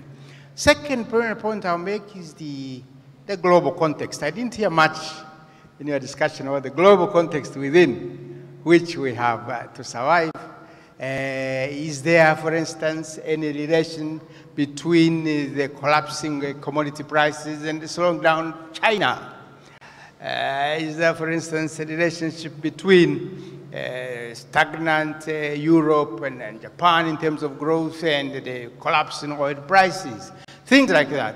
I'm saying that because these shocks will come and go, and I think Sub-Saharan Africa has to position itself beyond the five very good points you mentioned as possible anchors to sustain growth going forward. Beyond these two preliminary points, let me say on the immediate discussion that I would like to underline the very good words you have used yourself. First of all is the resilience, diversification, structural change. This, you said economies which had those kinds of diversification, Senegal, Cote d'Ivoire, Tanzania, and so on, better diversified, that had attempted some structural change, weathered, were able to withstand the fluctuations. Now, this is an important story for us in Sub-Saharan Africa, and that's why countries like Tanzania now are requesting for industrialization, value addition, employment creation through a very steady process of structural change. So I think it is important to say that resilience is a word to underline, that how do you attain resilience for an economy going forward? This is very important. And I would say perhaps beyond what you have already indicated to us. That is one point. And then to the oil economies of Sub-Saharan Africa, to the Angolas of this world, to Nigeria, and so forth. I think the challenge, in my opinion, is simply to, given these fluctuations, inevitable, unavoidable sometimes, given this, how do you sustain the saving investment process, which is really the bottom line, to ensure that even given all these fluctuations, investment and saving can still be sustained. And I think our friends in the Nordic countries, Norway and so forth, have indicated to us that if you have certain wealth, that wealth can be managed in such a way that come fluctuations, that those wealth can help through sovereign funds and the like, to cushion economic growth, and therefore underlining this word sustainability. And sustainability is at the level of the oil economies, but it can be generalized going forward. I'll be brief in that sense, but I thought the word resilience, sustainability are important to underline, and I like your point of the macro stability. I'll conclude on this point.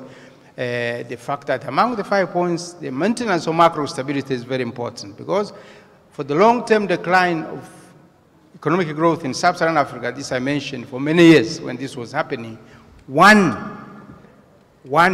big story I think which came out was very avoidance of gross macroeconomic distortions, which Sub-Saharan Africa had gone through at that time. The exchange rates you mentioned, the other rates, interest rates and all that at least now is not so much big of the big agenda. Thank you very much for this.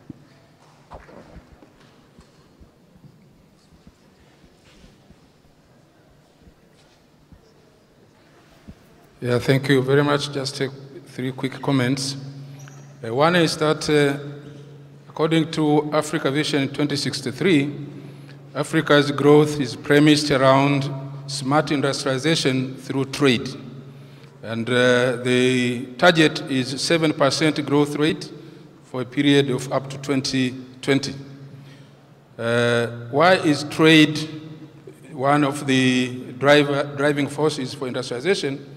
Possibly because of the disappointments that we have had on the extractives.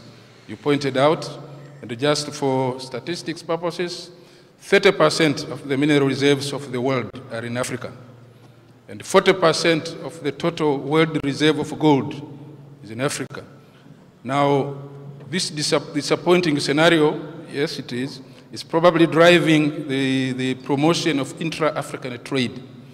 And we have the CFTA, which is, the negotiations are supposed to end this year and probably will take effect next year. Now, one question is, do you see the BRICS coming in as a part of the market for the strategy of Africa to smart industrialization through trade? 2, you talked about infrastructure, and the target is that of an investment of about $93 billion over a period of 2016 to 2020, compared to 2012-2015, when the investment was around 86.7 billion per annum. Now, where do you see the source of funding these 2 major programs?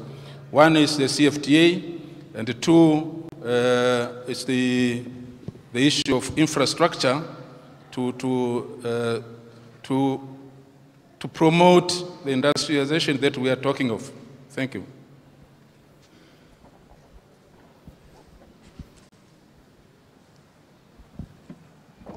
Thanks very much. For one, I'm coming from politics, so I have to address it differently. Of your 5 drivers of economic growth, I agree with. You seem to have forgotten the most critical one, which is politics. That is developmental politics. And you having stayed in Southeast Asia for that long, I thought that should have been your context for discussing investment. Investments are political decisions. They're not wholly technical. They have to be technically sound, but politically feasible. I wanted you to talk a little bit on the politics of development, and indeed, growth, if you want. Thanks.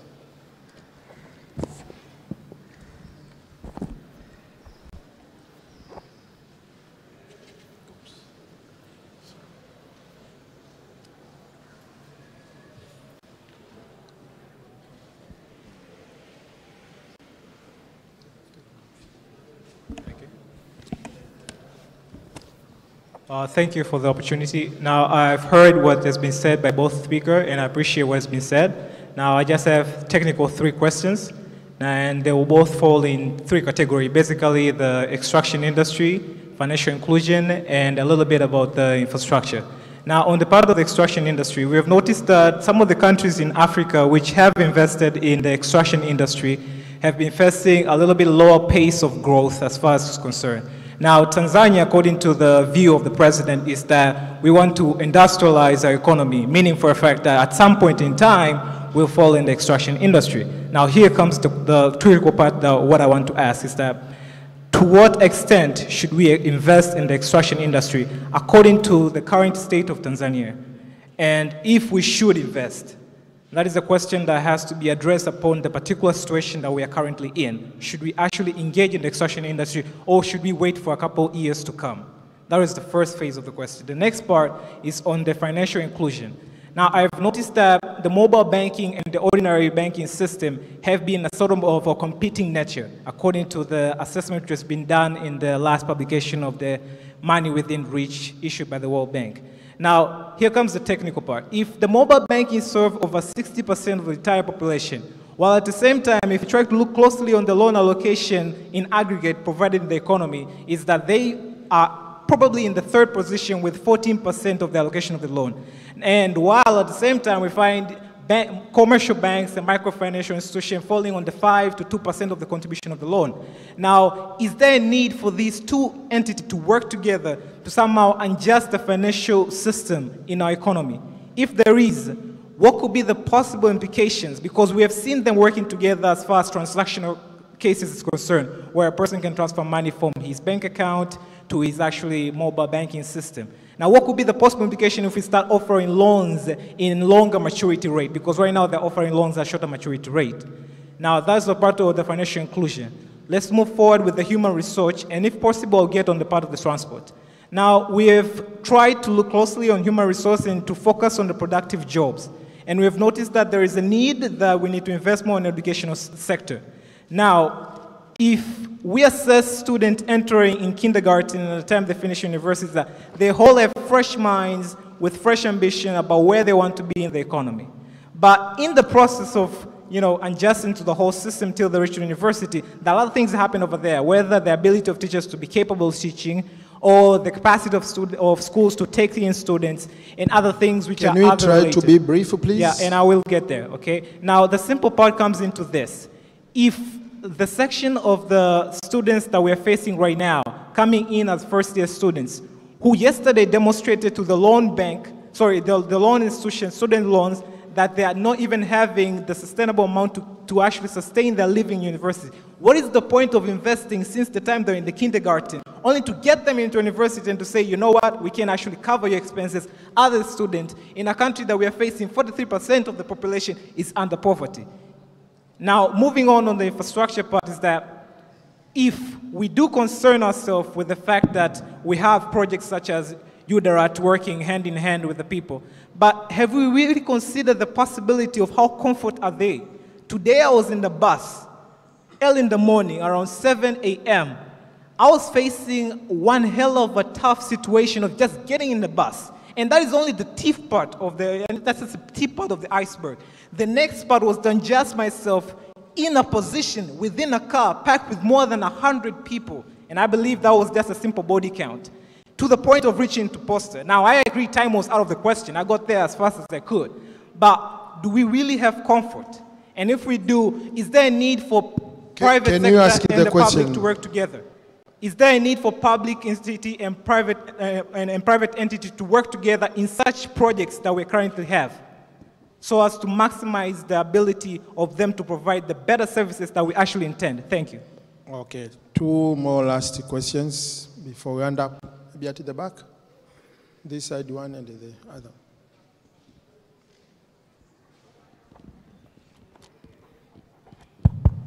Thank you for giving me this chance.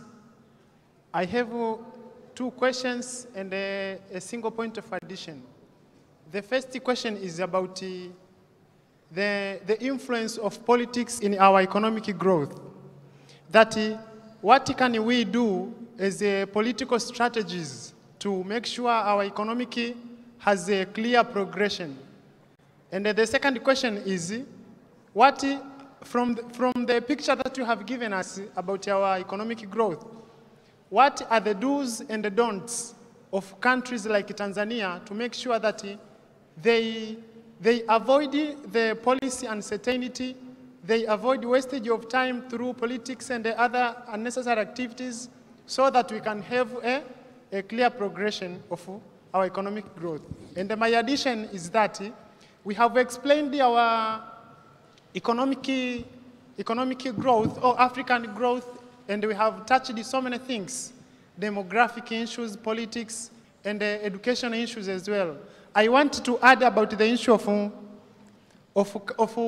local or the cultural knowledge, that so as we can create a job to many people, and so that we can boost the level and the quality of our education, we need also to focus on the local people, the local knowledge, the local resource we have, the local structure of our society, so that we can create more jobs and have the good growth. Okay, thank you. Thank you. The last one there at the back. Thank you very much. Good evening. My name is Francis, and I would like to hammer my reservation on the point of demographic bulge.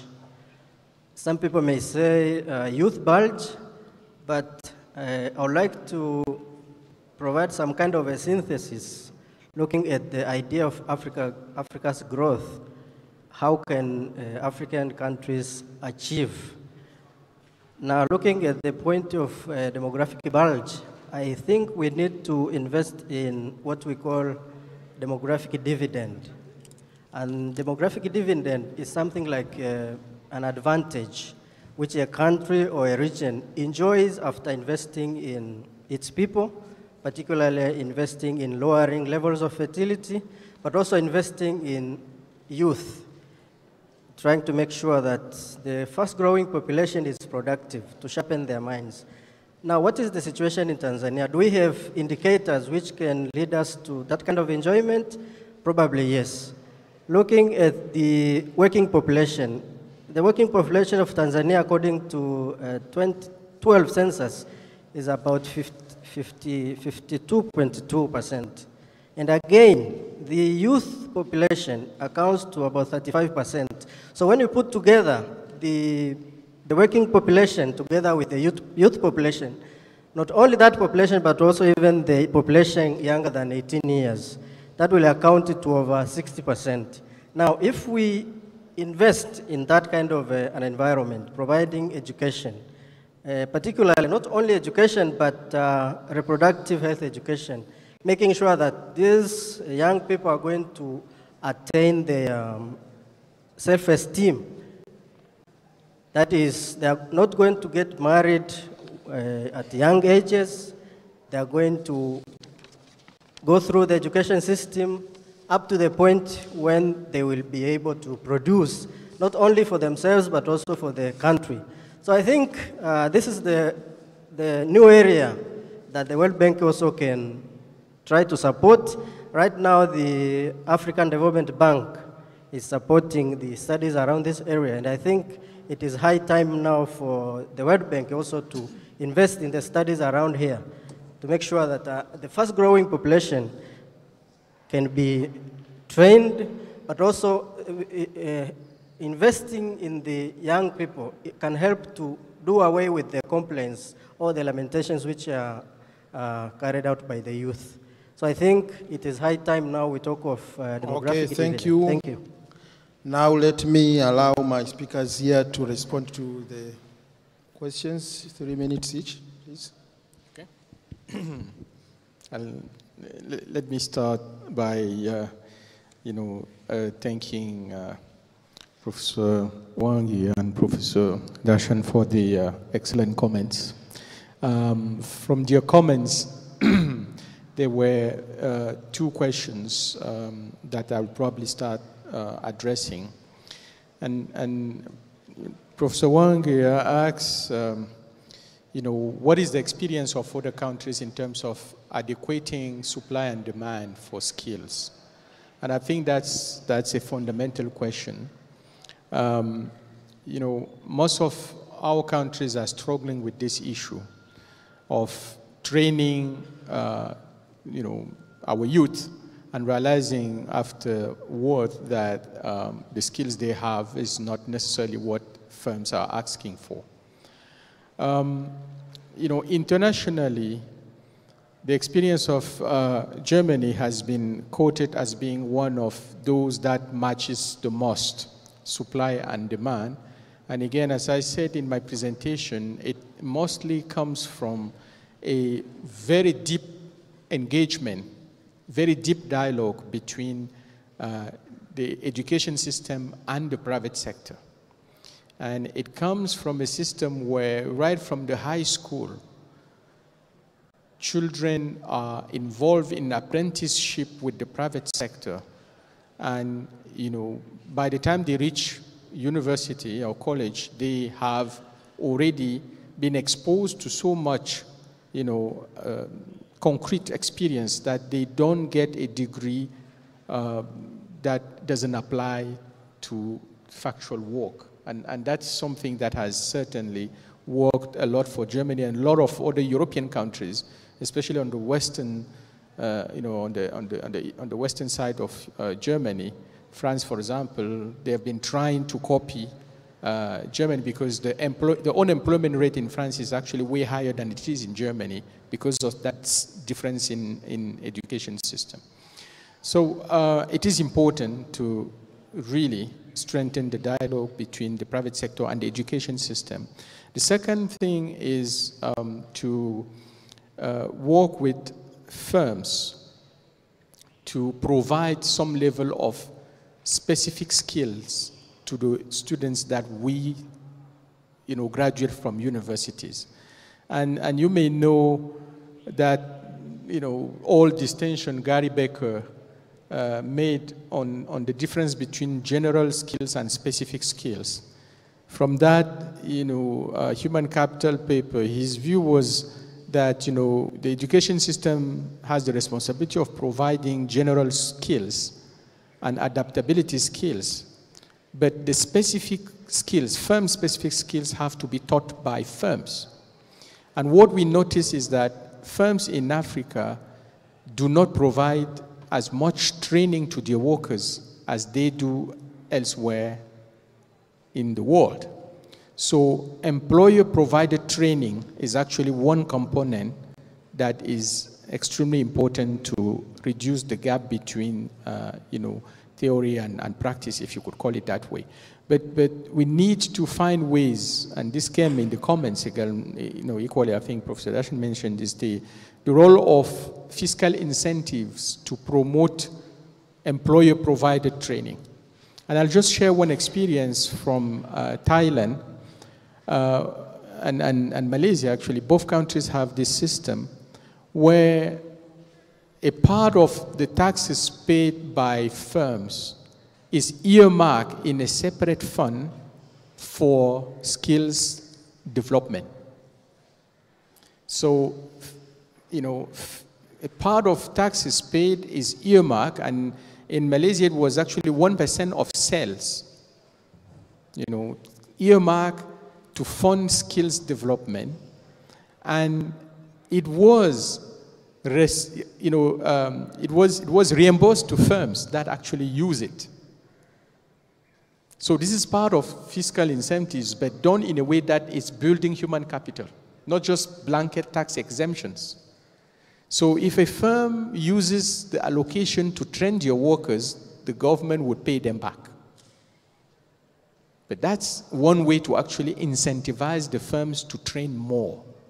And that proved to be useful and helpful. And I believe the World Bank actually worked with these two countries to set up that you know, human resource development fund. I think it was called HRDF. Yes, and that's one way you can actually, you know, bridge the gap. You know, the other aspect of the question is when we think of skills and employment, we're still thinking more in terms of training, you know, students and, you know, getting them to find a job. We are completely, you know, not discussing one very important part of it, which is entrepreneurship, which is more and more African young people are creating their own jobs. And this phenomenon has been accelerated with the digital revolution. The number of startups in Kenya, for example, is growing by, bound and leaps. And I think it's important for us today, and one of the books that was circulated is on leapfrogging. Leapfrogging is about leveraging innovation to transform what we do. And it cuts across sectors. So if we allow innovation to penetrate education and penetrate the way we teach in university, in secondary school, it is possible that the products of our schools would probably be more savvy in using those new technologies, including for creating their own job.